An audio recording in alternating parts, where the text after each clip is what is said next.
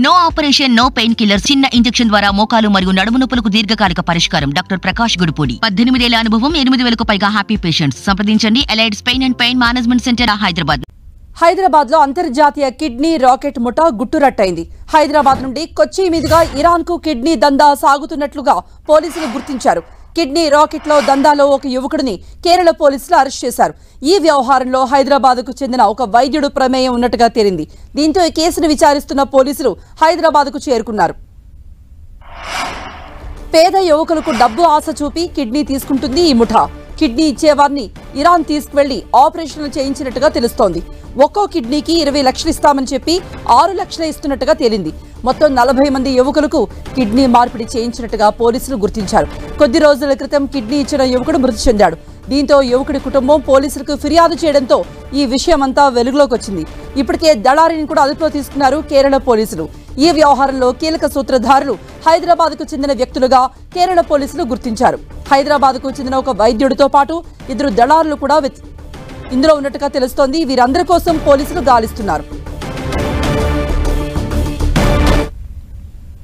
ఈ కిడ్నీ దందాపై మరిన్ని అప్డేట్స్ అందించడానికి మా ప్రతినిధి కిరణ్ లైవ్ లో జాయిన్ అవుతున్నారు. కిరణ్, ఆ యువకుడు కూడా హైదరాబాద్ కు చెందిన వ్యక్తేనా? ఎవరైతే మరణించారో ఆ వ్యక్తి, అలాగే ఎవరు ఆ వైద్యుడు అని దానిపై హైదరాబాద్ పోలీసులు కూడా కేరళ పోలీసులకు సహకరిస్తున్నారా? కృప, హైదరాబాద్ కేంద్రంగా ఇంటర్నేషనల్ కిడ్నీ రాకెట్ సంబంధించిన దందా ఆలస్యంగా వెలుగు చూసినట్టు మనం చెప్పుకోవాల్సి ఉంటుంది. వారం రోజుల క్రితం ఈ ఘటన సంబంధించి కూడా వెలుగు చూసినట్టుగా మనం చెప్పుకోవాల్సి ఉంటుంది. హైదరాబాద్ కేంద్రంగా వీరు కేరళ కొచ్చి నుంచి కూడా ఇరాన్కి తీసుకెళ్లి అక్కడ ఈ కిడ్నీల మార్పిడి దందా చేస్తున్నట్టుగా ఇటు పోలీసులు కూడా గుర్తించడం. అందులో భాగంగానే ఇటు కేరళ కొచ్చిలో ఒక వ్యక్తి ఇటీవల కాలంలో ఈ కిడ్నీ దందాకు సంబంధించిన ముఠా చేతిలో కిడ్నీ ఇచ్చి తిరిగి స్వస్థానానికి చేరుకుని చనిపోయిన సందర్భంగా ఆయన కుటుంబ సభ్యులు ఇచ్చిన ఫిర్యాదు మేరకు కూడా ఇటు కేరళ కొచ్చి పోలీసులు దర్యాప్తు చేయడంతో ఇటు హైదరాబాద్ కేంద్రంగా ఈ భారీ దందా కొనసాగుతున్నట్టుగా పోలీసులు అయితే గుర్తించడం జరిగింది. ఇప్పటికే ఇది సంబంధించిన ఒక మధ్యవర్తి దళారిని కూడా పోలీసులు అదుపులోకి తీసుకున్నట్టుగా మనకైతే సమాచారం ఉంటుంది. అందులో భాగంగా కొచ్చి పోలీసులు ఇటీవల కాలంలో ఇటు హైదరాబాద్కు చేరుకుని ఈ ముఠాకు సంబంధించిన హైదరాబాద్ కేంద్రంగా పలువురు డాక్టర్లు కూడా ఈ ముఠాతో కీలక పాత్ర పోషించారు. వాళ్ళతో చేతులు కలిపి సుమారుగా 40 మందికి పైగా ఇప్పుడు గత కొద్ది రోజులుగా వీరు కొచ్చి నుంచి ఇరాన్ తరలించి అక్కడ కిడ్నీ మార్పిడి చేస్తున్నట్టుగా ఇటు కొచ్చి పోలీసులు కూడా గుర్తించింది. ఆ యువకుడు ఇటీవల చనిపోయిన యువకుడు ఎవరైతే ఉన్నారో వాడి కుటుంబ సభ్యులు ఇచ్చిన ఫిర్యాదుతో కూడా ఈ దందా అంతా పిలిచినట్టుగా చెప్పాల్సింది. కొచ్చి పోలీసులు ఇటీవల హైదరాబాద్కు చేరుకొని ఈ దందాకు వెనుక ఉన్న కొన్ని దళాలతో పాటు కీలక పాత్ర పోషించిన 2 డాక్టర్లను కూడా ప్రస్తుతానికి గుర్తించే పన్నట్టు తెలుస్తుంది. ప్రస్తుతానికైతే ఒక దళారిని కొచ్చి పోలీసులు అదుపులోకి తీసుకున్నట్టు తెలుస్తుంది. ప్రస్తుతానికైతే కొచ్చి పోలీసులు మరొక 2 దళాలతో పాటు ఈ రాకెట్కి సంబంధించి కీలక పాత్ర పోషించిన 2 వైద్యుల కోసం కూడా వేట సాగిస్తున్నట్టుగా తెలుసు. వీరంతా కూడా అమాయకులు, పేద యువకులకు సంబంధించి కూడా కిడ్నీ ఇస్తే 20 లక్షల రూపాయలు ఇస్తామంటూ మాయమాటలు చెప్పి వారిని ఇతర రాష్ట్రాలకు తరలించి కూడా అక్కడ కిడ్నీని మార్పిడి చేస్తున్నట్టుగా ప్రస్తుతానికైతే కొచ్చి పోలీసులు గుర్తినట్టుగా తెలుస్తుంది. కృప, కిరణ్, ఎంత ధర నిర్ణయించారు? అంటే ఎంత ధర చెల్లిస్తామని ప్రలోభానికి గురి చేశారు? ఇప్పటి వరకు ఎంతమంది పేద యువకుల నుండి కిడ్నీని సేకరించారు? ఈ వివరాలు ఏమైనా చెప్పారా పోలీసులు? కృప, మనకందుతున్న సమాచారం ప్రకారం అయితే వీరు ఆ పేదవాళ్ళకి సంబంధించిన యువకుల్ని టార్గెట్గా చేస్తారు. వారికి ముందుగా మోటివేట్ చేస్తారు. మోటివేట్ చేసిన తర్వాత కూడా మీరు కిడ్నీ ఇస్తే మీకు సంబంధించి కూడా ఆ ఇండియన్ కరెన్సీ ప్రకారం కూడా 20 లక్షల రూపాయలు ఇస్తామంటూ మాయమాటలు చెప్పి ముందుగా ఎవరైతే అమాయకులు ఉంటారో వాళ్ళందరినీ కూడా ఒక గ్యాంగ్గా తయారు చేస్తారు. ముఖ్యంగా 10 నుంచి 15 మంది సంబంధించిన ఒక టీంని ఏర్పాటు చేసి వారిని అందరినీ కూడా ఇక్కడ నుంచి కొచ్చి కేరళ రాష్ట్రం కొచ్చి మీదుగా ఇతర రాష్ట్రానికి అక్కడ తరలించడం, అక్కడ గుట్టు చప్పుడు కాకుండా ఈ కిడ్నీ మార్పిడి తతంగం అంతా కొనసాగుతున్నట్టు తెలుస్తుంది. ముఖ్యంగా పేద యువకులకు సంబంధించి టార్గెట్ చేస్తారు. ముందుగా వాటిని మోటివేట్ చేస్తారు. వారికి ఒక కుటుంబ బ్యాక్గ్రౌండ్ని ఆసరాగా చేసుకొని కూడా ఈ దందా సాగిస్తున్నట్టు తెలుస్తుంది. ఒక్కో కిడ్నీ దానం చేసినందుకు గాను ఆ కిడ్నీ మార్పిడికి వాళ్ళు ముందుకు వచ్చినందుకు గాను 20 లక్షలుగా ఇస్తున్నట్టుగా రెవెన్యూ ఇస్తామంటూ కూడా ముందుగా వారితో ఒప్పించే ప్రయత్నం చేస్తారు. కానీ ఇందులో దశల వారీగా దళారులు చేతులు మారడంతో కూడా హైదరాబాద్ కేంద్రంగా మోటివేట్ చేసిన వ్యక్తులు మరొక దళారికి వీరిని పంపించడం, అక్కడి నుంచి కూడా వాళ్ళ పాస్పోర్ట్ కావచ్చు, వీసా సంబంధించి కూడా తీసుకెళ్లి ఇతర దేశాల్లో కూడా కిడ్నీ మార్పిడి చేస్తున్నట్టుగా ప్రస్తుతానికైతే కొచ్చి పోలీసుల దర్యాప్తులో కూడా కొన్ని విసుకుపోయే నిజాలు కూడా వెలుగు చూసినట్టుగా తెలుస్తుంది.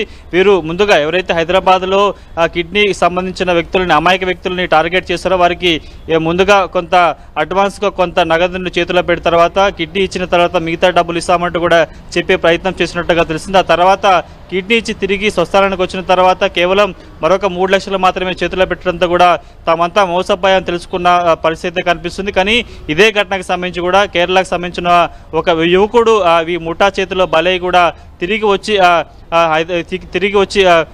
కూడా అతడు చనిపోవడంతో కూడా కుటుంబ సభ్యుల ఫిర్యాదుతో కూడా ఈ తతంగం అంతా బయట చూసినట్టు తెలుస్తుంది. ఇప్పటికే హైదరాబాద్ కేంద్రంగా సుమారుగా 40 మందికి పైగా ఈ యువకులను ఇప్పటికే కొచ్చి కేంద్రంగా ఇతర ఇరాన్ దేశానికి తరలించి అక్కడ కిడ్నీ మార్పిడి చేసినట్టుగా కొచ్చి పోలీసుల దర్యాప్తుతో తేలింది. ఇప్పుడు దీనికి సంబంధించి హైదరాబాద్లో దళారుతో పాటు కీలక పాత్ర పోషించింది. ఎందుకంటే ఇరాన్తో నేరుగా కాంటాక్ట్లో ఉన్న ఇక్కడ సంబంధించిన కొంత స్థానిక వైద్యుల పాత్ర ఉన్నట్టు కాబట్టి వాళ్ళని అదుపులోకి తీసుకుంటే ఈ రాకెట్ సంబంధించి కూడా పూర్తిగా బండారం బయటపడే అవకాశం ఉన్నట్టుగా మనకైతే తెలుస్తుంది. కృప, కిరణ్, పేద యువకుల్ని ఎలా టార్గెట్ చేస్తూ ఉంటారు? అంటే వీళ్ళ నుండి కిడ్నీని సేకరించవచ్చు, వీళ్ళకి డబ్బు అవసరమని ఏదైనా రెక్కి చేస్తారా, లేదంటే మనం హైదరాబాద్లో ఒక వైద్యుడు సహకరించారని చెప్తున్నారు, అలా హాస్పిటల్లో వాళ్ళ వివరాలు నమోదైన దాన్ని బట్టి వాళ్ళని టార్గెట్ చేస్తూ ఉంటారా? హైదరాబాద్ కేంద్రానికి వివిధ ప్రాంతాల నుంచి కావచ్చు, వివిధ రాష్ట్రాల నుంచి కూడా కొంత అమాయక యువకులు ఇక్కడ వైద్యం కోసం వస్తుంటారు. మనం చూసుకోవచ్చు ప్రభుత్వ ఆసుపత్రులే కాకుండా ప్రైవేట్ ఆసుపత్రికి సంబంధించి కూడా వివిధ రాష్ట్రాల, ముఖ్యంగా ఒరిస్సా, ఛత్తీస్గఢ్తో పాటు తెలంగాణలో వివిధ ప్రాంతాల వచ్చిన వారు అక్కడ కొంత ఇది సంబంధించిన ముఠా ఉంటుంది. వారికి సంబంధించి టార్గెట్ చేయడం, వారి యోగక్షేమాలు తెలుసుకోవడం, కుటుంబ బ్యాక్గ్రౌండ్ తెలుసుకున్న తర్వాత కూడా వారి యొక్క అమాయకత్వాన్ని, డబ్బుల అవసరాన్ని కూడా ఆసరా చేసుకొని కూడా ఈ గ్యాంగ్ ఈ నెట్వర్క్ కొనసాగిస్తున్నట్టు తెలుస్తుంది. ముఖ్యంగా హైదరాబాద్లోని కొన్ని ప్రభుత్వ ఆసుపత్రులకు సంబంధించిన నెట్వర్క్తో పాటు కూడా ప్రైవేట్ హాస్పిటల్కి సంబంధించిన ఎవరైతే పిఆర్ వ్యవస్థ ఉంటుందో, ఆర్ఎంపీ వ్యవస్థ ఉంటుందో వాళ్ళతో కూడా అనుసంధానం చేస్తూ గ్రామీణ ప్రాంతాలలో కూడా వైద్యం కోసం అక్కడ ఆర్ఎంపీ డాక్టర్ సందర్శించిన సందర్భంలో వాడికి హైదరాబాద్ తీసుకొచ్చే సందర్భంలో కూడా కొంత కనెక్టివిటీ ఉంటుంది. గతంలో ఎవరైతే కిడ్నీ మార్పిడికి కొంత డబ్బులు తీసుకున్న వారు ఉంటారు, వాళ్ళు మరికొన్ని వ్యక్తులకు, ఎందుకంటే గ్రామీణ ప్రాంతాల్లో కొంత కడు పేదరికంతో ఉన్న వారికి ఇలా కిడ్నీ మీద చేసుకుంటే తను కొంత డబ్బులు వచ్చి చెప్పిన సందర్భంలో కూడా మరికొంత వ్యక్తులు ప్రేరేపణ పొంది కూడా ఆ గ్యాంగ్ చేతిలో పడినట్టుగా మనకైతే సమాచారం ఉంది. ఇక ఇప్పటికే కొచ్చి పోలీసులు ఈ రాకెట్కి సంబంధించి కిడ్నీ రాకెట్కి సంబంధించిన దళారుతో పాటు ఇప్పటికే ఒక దళారిని అదుపులోకి తీసుకున్నారు. అతడు ఇచ్చిన సమాచారం మేరకు హైదరాబాద్ కేంద్రంగా ఈ దందాకు సంబంధించిన మరికొంత పాత్రను కూడా వారి సంబంధించిన బ్యాక్గ్రౌండ్ తెలుసుకునే ప్రయత్నం చేస్తున్నారు. కాబట్టి ఇటు హైదరాబాద్ పోలీసులు కూడా కొచ్చి పోలీసులు సమాచారం తెలుస్తుంది. ఇక వీరికి సంబంధించి అరెస్ట్ చేసి కొంత వీరి సమాచారం సేకరిస్తే వీరిని ఎన్నేళ్లుగా ఈ దందా కొనసాగిస్తున్నారు, ఏ విధంగా టార్గెట్ చేస్తున్నారు, ఇచ్చిన అమౌంట్స్ కాకుండా కూడా వీళ్ళు కేవలం కొంత నామమాత్రంగా అమౌంట్ ఇచ్చి వారిని అమాయకులు బలి చేస్తున్నారు. కాబట్టి పూర్తిగా తెలిసే అవకాశం కనిపిస్తుంది. ఎంటైర్ ఈ రాకెట్కి సంబంధించి కూడా ఇటీవల కాలంలో కిడ్నీ ఇచ్చి చనిపోవడంతో కుటుంబ సభ్యులు ఇచ్చిన ఫిర్యాదుతో కూడా ఈ బండారం అంతా బయటపడినట్టుగా మనం చెప్పుకోవాల్సి ఉంటుంది. కృప, ఓకే కిరణ్, అయితే ఇందులో ఎవరు ఉన్నారనే దానిపై పోలీసులు ఆరా తీస్తున్నారు. హైదరాబాద్కు చెందిన వైద్యుడు ఎవరు అనే దానిపై కూడా పోలీసులు దర్యాప్తును కొనసాగిస్తున్నారు.